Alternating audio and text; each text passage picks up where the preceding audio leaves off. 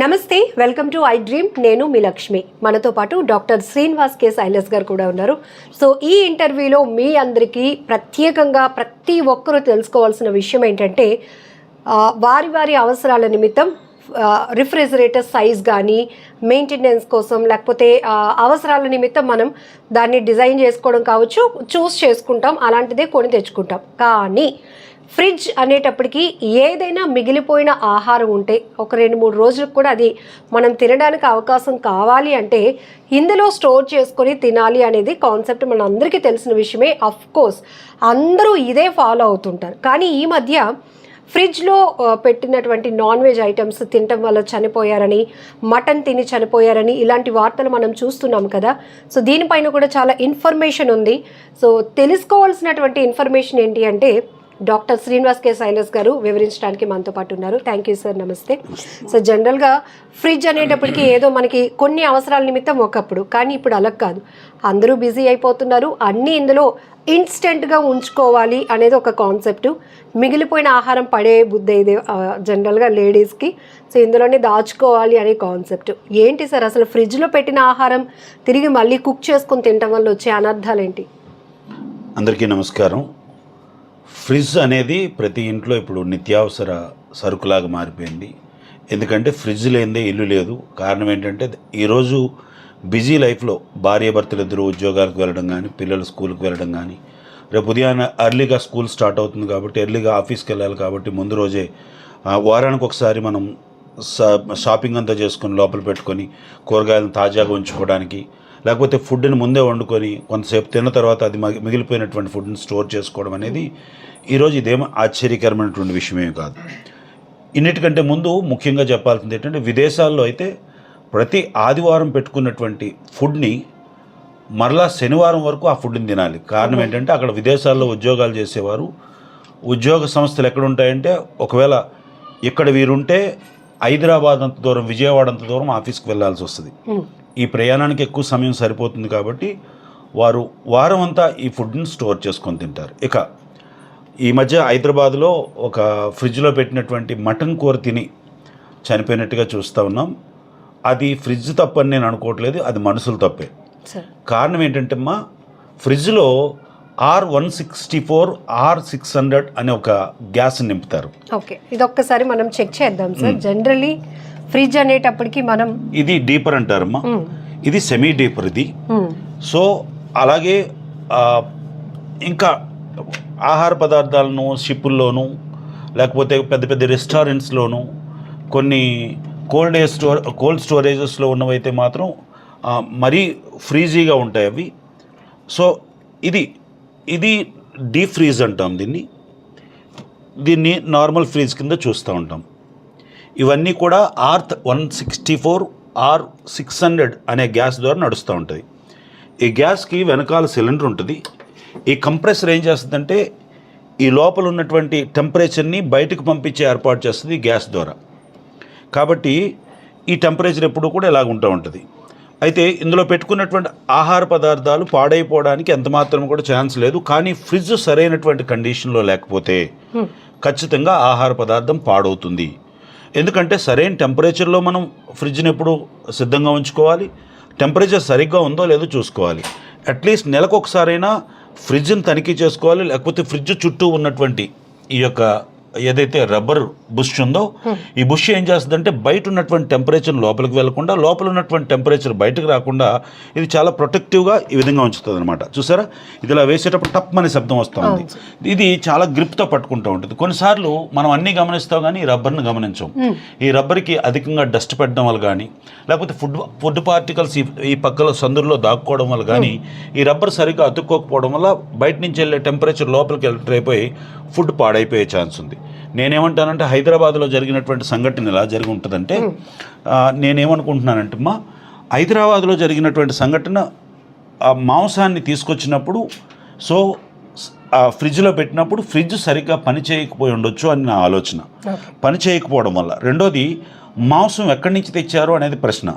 ఎందుకంటే మాంసం రెస్టారెంట్ నుంచి కానీ, భోజనాల దగ్గర నుంచి కానీ, ఫంక్షన్స్ దగ్గర నుంచి తెచ్చేటప్పుడు ఒక విషయాన్ని మాత్రం జాగ్రత్తగా ఉంచుకోవాలి. ఇంటిలో భోజనం వండుకునేటప్పుడు మనం ఎప్పుడు కూడా టేస్టింగ్ సాల్ట్ అనేది వాడం, కొన్ని ఎసెన్షియల్స్ వాడడం. కారణం ఏంటంటే మనం ఇంట్లో తింటున్నాం కాబట్టి సేఫ్గా ఉండాలి, ఆరోగ్యదాయకంగా ఉండాలి కాబట్టి. అయితే మీ అందరికీ చెప్తున్నది ఏంటంటే ఈ ఫుడ్ ఒకవేళ రెస్టారెంట్ నుంచి కానీ లేకపోతే భోజనాల దగ్గర నుంచి కానీ తెచ్చినప్పుడు అందులో టేస్ట్ కొరకు కొన్ని ఎసెన్షియల్స్ ఎక్కువ కలుపుతూ ఉంటారు. దాంతోపాటు ఫుడ్ యాసిడ్స్తో పాటు మరికొన్ని ఏమంటారు టేస్టింగ్ సాల్ట్ అని రుచి కొరకు కలుపుతూ ఉంటారు. ఇది ఇన్స్టాంట్ రుచిని ఇస్తుంది. కానీ ఈ టేస్టింగ్ సాల్ట్ వేసినటువంటి ఫుడ్ పదార్థాలను ఎక్కువసేపు స్టోరేజ్ చేస్తే అవి పాయిజన్ అయ్యే ఛాన్స్ ఉంది అనమాట.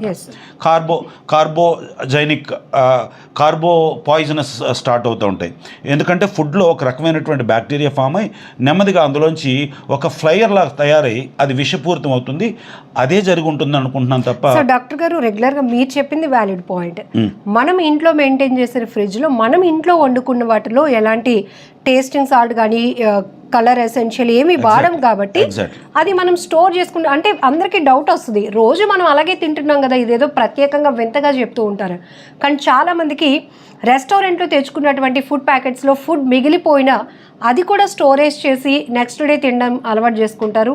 అలానే మీరు చెప్పినట్టు ఫంక్షన్స్కి వెళ్ళినప్పుడు దగ్గర బంధువులు అయితే ఏదైనా మిగిలిపోయిన ఫుడ్ పడేయడం ఇష్టం లేక దగ్గర బంధువులకి షేర్ చేస్తారు దాన్ని, అది కూడా ఫ్రిడ్జ్లో పెట్టుకొని తినడం. అంటే బయట వాళ్ళు ప్రిపరేషన్ అనేది డిఫరెంట్ మెథడ్లో. ఎగ్జాక్ట్లీ.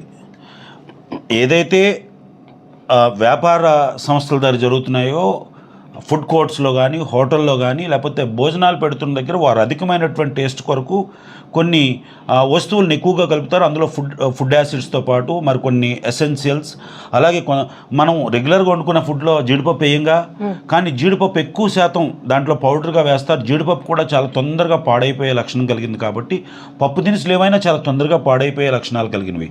అయితే నేనేమనుకుంటున్నానంటే ఒకవేళ అలా పెట్టినప్పటికీ కూడా ఫుడ్ ఒకవేళ పాడైపోయిందా లేదా అని చూసుకోకుండా మీరు ఒకవేళ తినే ప్రయత్నం చేస్తారు, మళ్ళీ వేడి చేసి తినటం, ఖచ్చితంగా వేడి చేయడం అనేది చాలా ఇంపార్టెంట్. వేడి అంటే ఏదో సాధారణమైనటువంటి వేడి కాదు, అది తిరగబడేటట్టుగా దాంట్లో ఉన్న బ్యాక్టీరియా అంతా చచ్చిపోయినంత వరకు కూడా మనం, ఎందుకంటే దైనందినటువంటి జీవితంలో అంత టైం లేదు, వెంటనే మనం భోజనం చేసేయాలి, వెంటనే పరిగెత్తాలి, వెంటనే భోజనాలు అయిపోవాలని చూస్తూ ఉన్నాం. కానీ ఒక ఓవెన్లో వేడి చేసుకోవడం కానీ లేకపోతే ఒక హీట్ అట్లీస్ట్ మనం ఒక ఫ్రిడ్జ్లోంచి ఒక ఐటమ్ తీసాం, మన దగ్గర ఒక కుక్కర్ ఉంటుంది, కుక్కర్ కూడా ఈజీగా కిచెన్లో ఉండే ఆర్టికలే కాబట్టి ఈ కుక్కర్లో ఏం చేయాలంటే కొద్ది నీళ్ళు పోసి ఒక టిఫిన్ బాక్స్లో ఈ ఫుడ్ని పెట్టి ఒక 2 విజిల్ వేయించగలిగితే ఇంకా మంచిది. ఎందుకంటే ఆ ఫుడ్ ఖచ్చితంగా ఒకవేళ పాయిజన్ అయినా అంత ప్రమాదకరమైనటువంటి బ్యాక్టీరియా కడుపులోకి వెళ్లకుండా ఫుడ్ పాయిజన్ కాకుండా ఉంటుంది అనేది నాకు. సార్, బిజీ షెడ్యూల్ ఒకటి, లైఫ్ స్టైల్లో చేంజెస్ వల్ల రిఫ్రిజిరేటర్స్ యొక్క ఇంపార్టెన్స్ బాగా పెరిగింది. వాటికి డిమాండ్ సైజ్ ఒక్కొక్కటైతే బీరువా స్థాయిలో ఉంటాయి. ఎందుకు అంటే అన్నీ అందులోనే ఉంచుతాం కాబట్టి అది అవసరం అనేది.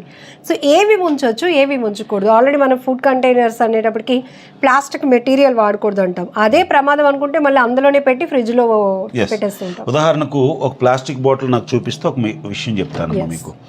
ఉదాహరణకు ఒక ప్లాస్టిక్ బాటిల్తో మనం ఈ డీప్ ఫ్రిడ్జ్లో ఒక వాటర్నో లేకపోతే కూల్ డ్రింక్నో పెట్టాం. ఈ కూల్ డ్రింక్ను పెట్టినప్పుడు ఈ డీప్ ఫ్రిడ్జ్ ఏం చేస్తుందంటే దీన్ని ఐస్ కట్టిస్తుంది. ఐస్ కట్టించినప్పుడు దీంట్లో కొంత గ్యాస్ ఉంటుంది, ఎందుకంటే పూర్తిగా నింపి పెట్టం, ఏమాత్రమైనా మనం ఖాళీగా ఎక్కడో ఖాళీగా ఉంటుంది. సో ఏమవుతుందంటే ఈ ఐసు ఈ లోపల ఉన్నటువంటి వాటర్ని కానీ లేకపోతే లిక్విడ్ని కానీ కంప్రెస్ చేసినప్పుడు ఈ వాటర్ బాటిల్ పగిలిపోయే ఛాన్స్ ఉంది. ఈ బాటిల్లో ఉన్నటువంటి కొంత ప్లాస్టిక్ నీటిలో కానీ ఆ పదార్థంలో కానీ చేరే ఛాన్స్ ఉంది. ఎట్టి పరిస్థితుల్లో కూడా ప్లాస్టిక్ బాటిల్ని డీప్ ఫ్రిడ్జ్లో పెట్టి తాగడం అంత శ్రేయస్కరం కాదు. ఇంకో మాట చెప్తున్నాను, ఇది ఎప్పటికైనా పగిలిపోయే ప్రమాదం కూడా ఉంది. డీప్ ఫ్రిడ్జ్లో కొంత సమయాన్ని మాత్రమే ఉంచడానికి పనికొస్తుంది తప్ప అంతకంటే ఎక్కువ సమయాన్ని డీప్ ఫ్రిడ్జ్లో ఉంచడం అంత మంచిది కాదు. ఒకటి. రెండోది, ఫ్రిడ్జ్లో పెట్టకూడనటువంటి వస్తువులు ఫ్రిడ్జ్లో పెట్టకూడనివి. మిల్క్ ప్రొడక్ట్స్ అన్నీ ఫ్రిడ్జ్లో పెట్టే తినాలి. కారణం ఏంటంటే మిల్క్ ప్రొడక్ట్స్ చాలా తొందరగా పాడైపోయే ఛాన్స్ ఉంది కాబట్టి మిల్క్ ప్రొడక్ట్స్ అన్నీ పెట్టాలి. ఫ్రూట్స్లో పెట్టకూడనివి ముఖ్యంగా అరటిపళ్ళు, అలాగే కాయగూరల్లో పెట్టకూడనివి బంగాళదుంపలు, ఏమంటారు ఉల్లిపాయలు, ఇలాంటి వస్తువులు ఖచ్చితంగా పెట్టకూడదు. పెట్టి తినడం వల్ల ఏమవుతుందో తెలుసా, చాలా తొందరగా ఫంగస్ ఫామ్ అవుతుంది. మీకు కోవిడ్లో మీకు ఒక అర్థమై ఉంటుంది, బ్లాక్ ఫంగస్ అంటారు. బ్లాక్ ఫంగస్ ఫామ్ అయ్యే ఛాన్సెస్ ఉన్నాయి. ఒక్కోసారి టొమాటోలు కూడా సరిగ్గా చూసుకోకపోతే టొమాటోల్లో కూడా బ్లాక్ ఫంగస్ ఫామ్ అవుతుంది. ఎందుకంటే అందులో పులుపు శాతం ఎక్కువ ఉంటుంది కాబట్టి చాలా తొందరగా బ్లాక్ ఫంగస్ ఫామ్ అవుతుంది. ఒకవేళ పొరపాటున ఉడకబెట్టుకొని తింటే పర్వాలేదు, కానీ కొంతమందికి పచ్చి టొమాటో కోసుకునే తినే అలవాటు ఉంటుంది. అప్పటికే అందులో బ్యాక్టీరియా ఫామ్ అవుతే అది చాలా తొందరగా ఫుడ్ పాయిజన్ అయ్యే ఛాన్స్ ఉన్నాయి. అలాగే ఎక్కువ రోజులు నిల్వ ఉంచకూడనివి, ముఖ్యంగా ఎక్కువ రోజులు నిల్వ ఉంచకూడదు. డీప్ ఫ్రిడ్జ్లో అయితే మటన్ లాంటిది, చికెన్ లాంటిది ఒక వారం రోజుల పాటు సేఫ్గా డీప్ ఫ్రిడ్జ్లో ఐస్ కట్టినంతగా ఉంచగలిగితే మంచిది. కట్టిన తర్వాత కూడా వెంటనే ఐస్ కట్టినటువంటి ఆ ఫుడ్ని తీసుకెళ్ళి వెంటనే వేడి దాంట్లో వేయకూడదు. అది కొంతసేపు 2 hours 1 hour అది ఐస్ గడ్డ కరిగిపోయినంత వరకు మనం బయట ఉంచుకోవడం వల్ల దాని మీద ఉన్నటువంటి ఆ బ్యాక్టీరియా ఫార్మేషన్ తగ్గుతుంది. కొంతవరకు ఆక్సిజన్తో మిక్స్ అయ్యి అది మంచి ఆహారంగా మారే ఛాన్స్ ఉంటుంది. అది విషయం. అయితే శాశ్వత కాలం పెట్టకూడదు. మష్రూమ్ ఎక్స్పైరీ డేట్ కంటే మనం ఎట్టి పరిస్థితుల్లో కూడా ఎక్స్పైరీ డేట్ అయిపోయిన తర్వాత మనం ఫ్రిడ్జ్లో ఉంచి తినడానికి అసలు హక్కే లేదు. రెండోది పన్నీర్ని అసలు ఎట్టి పరిస్థితుల్లో కూడా ఎక్స్పైరీ డేట్ అయిన తర్వాత ఫ్రిడ్జ్లో పెట్టినా సరే ఎక్స్పైరీ డేట్ అయిపోయిన తర్వాత దాన్ని పడేయడం శ్రేష్టం తప్ప దాన్ని తినడం వల్ల 90% ఫుడ్ పాయిజన్ అయ్యే ఛాన్స్ ఉంది. అయ్యో అది కాస్ట్లీ వస్తువు కదా, పాడైపోద్దని వండుకొని తిందాం అనుకుంటే ఖచ్చితంగా దానివల్ల అధిక ప్రమాదం. అసలు నాన్ వెజ్ కంటే చాలా తొందరగా ఫుడ్ పాయిజన్ అయిపోయే పదార్థాల్లో పాల పదార్థాలు చాలా తొందరగా పాడైపోతుంటాయి. కాబట్టి ఇలాంటి వాటిని మనం జాగ్రత్తగా ఉంచుకోవాలి. సో దేనికి ఏ పర్పస్లో ఏవి ప్రిజర్వ్ చేసుకోవచ్చో అవి మాత్రమే తగు మాత్రం వండుకొని ఎప్పటికప్పుడు తినేయడం అత్యంత శ్రేయస్కరం, ఆరోగ్యకరమైనటువంటి సూత్రం. ఒకవేళ ఏ కారణం చేతైనా మీరు ఫుడ్ మిగిలిపోయి దాన్ని ఇవ్వడానికి వీలు కాకుండా అది చాలా విలువైనటువంటి భోజనం అనుకునేటప్పుడు దాన్ని సరైనటువంటి స్టీల్ పాత్రలో శుభ్రం చేసి భద్రం చేసి దానికి మూత పెట్టి ఫ్రిడ్జ్లో పెట్టాలి.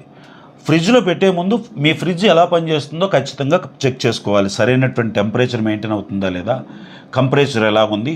ఎప్పుడు కూడా ఫ్రిడ్జ్ని మనం ఎప్పుడు చూడాల్సింది ఫ్రిడ్జ్ పనిచేస్తుందో లేదో చూడాల్సినటువంటి బాధ్యత. ఇలా తడిగితే ఇక్కడ చాలా వేడిగా తగులుతూ ఉంటుంది. ఇప్పుడు ఫ్రిడ్జ్ పనిచేస్తున్నట్లు లెక్క. ఒకవేళ వేడిగా తగలకుండా చల్లగా తగిలితే మాత్రం మీ కంప్రెషర్ సరిగ్గా అంటే అవన్నీ చెక్ చేయండి సార్. జనరల్గా వితౌట్ నాలెడ్జ్ అందులో నుంచి కూలింగ్ వస్తుందా, ఉన్న పదార్థాలు చల్లగా అవుతున్నాయా, మళ్ళీ రేపు వండుకోవడానికి పనికి వస్తాయి లేదా. నేను కంపల్సరీ చెప్తున్నానమ్మా. అయితే పెట్టిన వాళ్ళు పెట్టారు. నేనేమంటున్నానంటే మీరు నన్ను తిట్టుకుంటారు, ఫ్రిడ్జ్ లేకుండా ఎలా బతకమంటారని. నేనేమంటున్నాను, అందరికీ ఒక వైద్యుడిగా, ఒక బాధ్యత కలిగినటువంటి భారతదేశ పౌరుడిగా చెప్తున్నది ఏంటంటే ఫ్రిడ్జ్ను వాడండి, ఫ్రిడ్జ్లో ఆనందంగా ఫ్రిడ్జ్లో ఉన్నటువంటి భోజనాన్ని ఎంజాయ్ చేయండి. కానీ ఫ్రిడ్జ్లో భోజనాన్ని నేరుగా తీసుకొని వెంటనే తినడం కంటే దాన్ని వేడి చేసి తినాల్సినటువంటి బాధ్యత ఉంది. వేడి చేయకూడనటువంటి పదార్థాలు ఏవైతే ఉన్నాయో వాటిని 2 గంటల ముందే తీసుకొని పెట్టేసి దాని తర్వాత తినవలసిందిగా మనం చేస్తూ ఉన్నాం. ముఖ్యంగా పాల పదార్థాలను, నాన్ వెజిటేరియన్ మాత్రం చాలా ఎక్కువ టెంపరేచర్లో ఉడకబెట్టిన తర్వాత మాత్రమే తినాల్సిందిగా మనం చేస్తూ ఉన్నాం. సో ఇక్కడ మీకు ఈ ఒక్క వీడియోలో చాలా ఇన్ఫర్మేషన్, ఫ్రిడ్జ్ కండిషన్ని మనం ఎలా చెక్ చేసుకోవాలి, వస్తున్నటువంటి కూలింగ్ సిస్టమ్ కానీ ఎప్పటికప్పుడు దాని మీద కూడా మన అబ్జర్వేషన్ ఉండాలి, క్లీనింగ్ సిస్టమ్ని చూసుకోవాలి, అట్లనే ఏవైతే స్టోర్ చేయాలి అది ఏ ప్లేస్లో మనం ప్లేస్ చేయాలి అనేది కూడా డాక్టర్ గారు చెప్పడం జరిగింది. ఇంకొకటి ఏంటంటే అన్ని ఫ్రిడ్జ్లో పెట్టేసినవన్నీ తీసి మళ్ళీ వండుకొని మళ్ళీ వేడి చేసుకొని తినేయాలి అనే కాన్సెప్ట్ కాకుండా, సో ఇందులో నాన్ వెజిటేరియన్కి వెజిటేరియన్కి చాలా డిఫరెన్సియేషన్ ఉంది. సో మిల్క్ ప్రోడక్ట్స్కి సంబంధించి కూడా ఎక్కువగా మనం పన్నీరు లేకపోతే మీరు చెప్పినట్టు మష్రూమ్ ఇవన్నీ కూడా ఫ్రిడ్జ్లో దాచుకొని వండుకోవడం అలవాటు సార్. సో ఎక్స్పైరీ డేట్ దగ్గరకు వచ్చిందంటే అది ఇంకా మనకి పనికి రాదని, అది మళ్ళీ ఫ్రిడ్జ్లో పెట్టిన తర్వాత వండుకోవడానికి పనికి వస్తుందని కాన్సెప్టే వద్దని చెప్తున్నారు. ఎందుకంటే ఇప్పుడు మనం చూస్తున్నాం చాలా వరకు ఇంట్లో ఉన్నటువంటి పరిస్థితులు వేరు, మనం బయట నుంచి ఏ ఫుడ్ తెచ్చుకున్నా అందులో చాలా వరకు ఇబ్బందికర పరిస్థితులు, మళ్ళీ దాన్ని తెచ్చి ఇందులో పెట్టి మళ్ళీ అది తిని మనం ఒంటికి ఇబ్బంది తెచ్చుకోకూడదు అనేది ఈ కాన్సెప్ట్తో ఫుల్ డీటెయిల్గా. చాలా ముఖ్యమైన విషయం, బయట నుంచి ఐస్ క్రీమ్ తెచ్చుకుంటాం, ఫ్యామిలీ ప్యాక్స్ తెచ్చుకుంటాం. ఫ్యామిలీ ప్యాక్ తీసుకొచ్చి మీరు తినేయడానికే పనికొస్తుందో తప్ప మన ఫ్రిడ్జ్లో పెట్టుకొని తినడానికి సూట్ కాదు. ఎందుకంటే ఆ డీపర్ సిస్టమ్ వేరు, ఈ డీపర్ సిస్టమ్ వేరు. అందులో ఉన్నటువంటి నిల్వ చేయబడినటువంటి స్టోరేజ్ చేయబడినటువంటి ఆ యొక్క ఫ్రీజర్ ఏదైతే ఉందో ఆ ఫ్రీజర్ తాలూకా వాల్యూస్ వేరు, ఆ ఫ్రీజర్లో ఉన్నటువంటి టెంపరేచర్ లెవెల్ వేరు.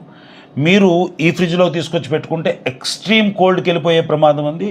అది మీరు తినేటప్పుడు అందులో పాలు పదార్థాలు కలిసే ఛాన్స్ ఉంటాయి. అందులో పంచదార కలిసే ఛాన్స్ ఉంటాయి కాబట్టి అవి కూడా ఫుడ్ పాయిజన్ అయ్యే ఛాన్స్ ఉంది. గమనించండి, ఐస్ క్రీమ్ని మీరు తినగలిగితేనే తినగలిగినంత తెచ్చుకోండి తప్ప తెచ్చి మళ్ళీ ఫ్రిడ్జ్లో స్టోర్ చేసుకొని తినడం అనేది మన ఇంటి ఫ్రిడ్జ్ వేరు, షాపులో ఉన్నటువంటి ఫ్రిడ్జ్ వేరు. ఐస్ క్రీమ్ వాడుతున్న ఫ్రిడ్జ్ వేరు, మన ఇంట్లో వాడుతున్నటువంటి ఫ్రిడ్జ్ వేరు. కాబట్టి ఐస్ క్రీమ్ను కూడా అది శ్రేయస్కరం కాదు. చాక్లెట్ కూడా కొన్నిసార్లు సమ్మర్లో ఏమవుతాయంటే జోబులో పెట్టుకొని వస్తే, లేకపోతే షాప్ నుంచి వస్తే చల్లబడిపోద్ది అని చెప్పి డీప్ ఫ్రిడ్జ్లో పెట్టుకుంటాం. డీప్ ఫ్రిడ్జ్లో పెట్టుకొని వెంటనే తినగలిగితే మంచిది. అది 10-15 రోజులు ఉన్న తర్వాత దాన్ని తినడం జరిగితే అందులో విపరీతమైనటువంటి తీపి కణాలు, చాకోస్ ఉండడం వల్ల అది పురుగు పట్టే ఛాన్స్ ఉంది. ఎందుకంటే టెంపరేచర్ను కూడా పురుగు పట్టే ఛాన్సెస్ ఉంటాయి, టెంపరేచర్లో కూడా బతకగలిగే ఛాన్స్ ఉంటాయి. అలాగనుకుంటే మన ఫ్రిడ్జ్లో ఉన్న వాటికి పురుగు పట్టదు అనుకుంటే హిమ ప్రాంతాల్లో పురుగులు లేకుండా ఉండాలి కదా. ప్రతిదానికి ఒక జాతి తాలూకా ఆ బ్యాక్టీరియా ఫామ్ అయ్యి అందులో బతకగలిగే పురుగులు కూడా పెరుగుతాయి. గమనించండి. కాబట్టి కొన్ని వస్తువులను మాత్రం ఖచ్చితంగా ఫ్రీజర్లో పెట్టకూడదు. పెట్టిన తర్వాత వాటిని సరిగ్గా ఉడకబెట్టుకొని సరైనటువంటి మోతాదులో మాత్రం ఉడకబెట్టి సరైన టెంపరేచర్లో ఉడకబెట్టి తింటే శ్రేయస్కరం. హైదరాబాద్లో జరిగినటువంటి సంఘటనలో నేను అంటాను, ఫ్రిడ్జ్ తప్పు కాదు. ఫ్రిడ్జ్ సరైనటువంటి టెంపరేచర్ లేకపోయి ఉండొచ్చు. వారు తీసుకున్నటువంటి ఫుడ్ ఫ్రిడ్జ్లో పెట్టిన తర్వాత పాడైపోయి ఉండొచ్చు. దాన్ని వేడి చేసుకోకుండా కుటుంబ సభ్యులు ఎవరైతే తిన్నారో అది కొన్ని కడుపులో ఉన్నటువంటి గట్ హెల్త్ సరిగ్గా బాగోకపోవడం వల్ల, జీర్ణ వ్యవస్థ సరిగ్గా బాగోకపోవడం వల్ల, వారికి అప్పటికే గ్యాస్ట్రిక్ లాంటి సమస్యలు ఒకవేళ ఉండడం వల్ల, డియోడినల్ పెప్టిక్ అల్సర్స్ ఉండడం వల్ల, ఆ ఫుడ్ అరగడానికి సరైనటువంటి పెప్సిన్స్ లేకపోవడం వల్ల, డైజెస్టివ్ సిస్టమ్ సరిగ్గా లేకపోవడం వల్ల అది కాస్త ఫుడ్ పాయిజన్ అయ్యి ఆ వ్యక్తి మరణానికి దారితీసి ఉండొచ్చు తప్ప ఫ్రిడ్జ్ ఎప్పుడు తప్పు చేయదు. మానవులమైనటువంటి మనమే తప్పు చేస్తూ ఉంటాం. Thank you sir, valid information. నమస్తే. నిజంగా ప్రస్తుతం ఉన్నటువంటి సమాజం దేనికి ప్రయారిటీ ఇస్తుంది? ఆర్థిక సంబంధాల చుట్టూ మాత్రమే తిరుగుతుంది. మళ్ళీ ఎన్నికలంగానే చాలా విరక్తి కలుగుతాం. మంచి అనిపిస్తుంది కదా, లేడీస్ కూడా ఛాలెంజింగ్ జాబ్స్ చేసినప్పుడు చాలా బాగుంటది. ఫుడ్ డెలివరీ ఇవ్వటానికి వెళ్ళినటువంటి డెలివరీ బాయ్ అనిల్ పై కళ్ళ ముందు